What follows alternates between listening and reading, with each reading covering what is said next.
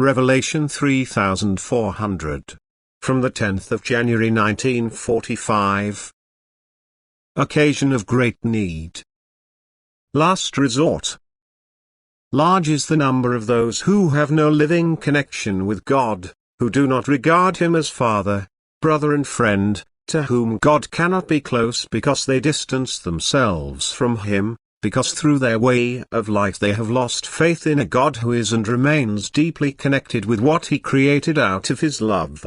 The number is great and will only increase despite His loving care for people, despite His obvious activity which is intended to bring people close to Him. For they do not recognize Him wherever and however He approaches them. They only ever let their intellect speak but never their heart, and the intellect is influenced by God's adversary, to whom they are closer than God due to their way of life. Because people lack love. Or they would have to recognize God despite the working of demonic forces which is evident everywhere.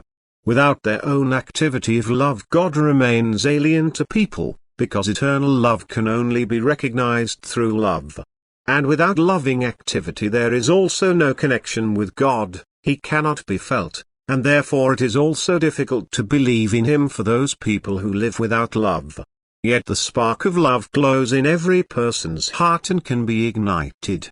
It can be kindled by the adversity of fellow human beings and spread like a tiny flame, and then the human being will draw closer to God. Faith in Him will not seem unacceptable to him, he will mentally try to make contact with Him himself and thus reduce the distance from Him. And therefore the coming adversity is inevitable for the sake of the majority of people who are completely distant from God, for God still seeks to save those who have not yet completely snuffed out the spark of love in their heart.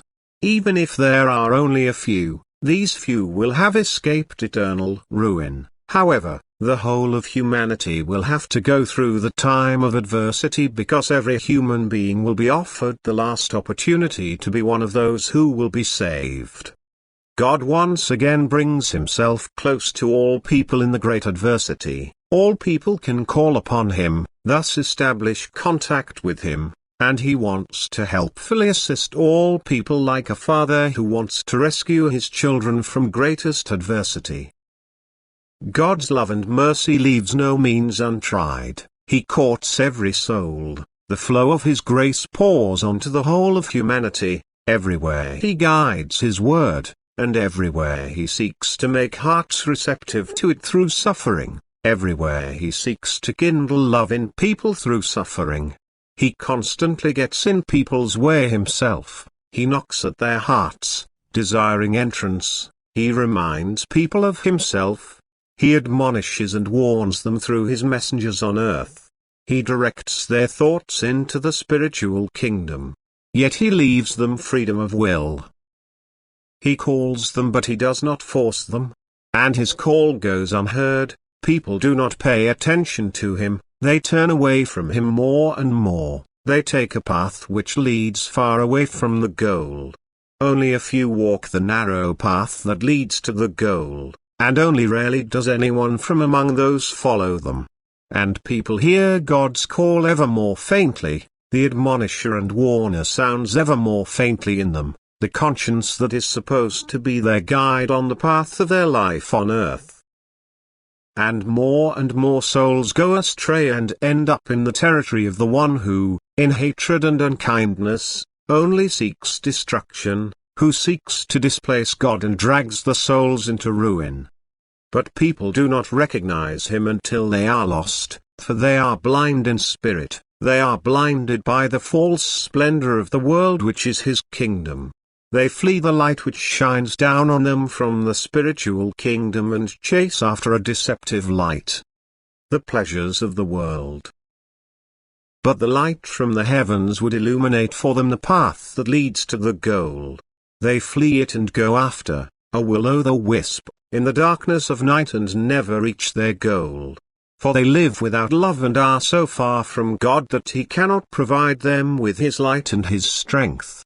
And thus people are certainly still earthly alive but spiritually dead, and since they don't use their earthly life, since they don't awaken themselves, that is their spirit, to life, their earthly life is pointless and will therefore end prematurely.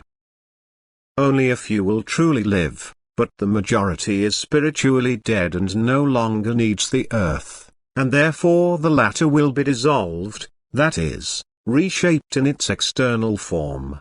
Will be dissolved, that is, its external form will be transformed, and all life on it will be destroyed, every creature will be annihilated, and a new earth will arise which now shelters people who are indwelt by love, who live in the light, that is in the right knowledge, and who remained firm in their faith in God during the time of adversity, who remained united with Him through love and whose way of life was in accordance with His will.